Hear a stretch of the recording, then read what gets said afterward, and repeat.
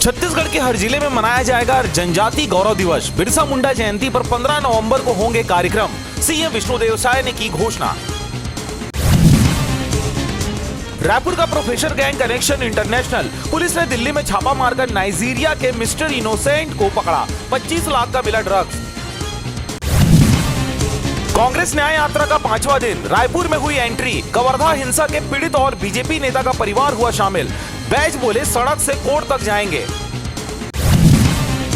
Orchestra में ASI ने लड़कियों के साथ जमकर लगाए ठुमके। जांजगीर में तेज साउंड की शिकायत पर पहुंचे थे, खुद करने लगे डांस। जांजगीर चांपा में शादी का झांसा देकर नाबालिग से दुष्कर्म, घर से भगा ले गया था आरोपी। साथ देने वाली महिला समेत 3 हुए गिरफ्तार। एक शराब दुकान हटाकर 2 नई वाइन शॉप खोल दी। विधायक ने हटवाया था, कांग्रेस नेता बोले एक व्यक्ति को लाभ दिलाने जनता से धोखा।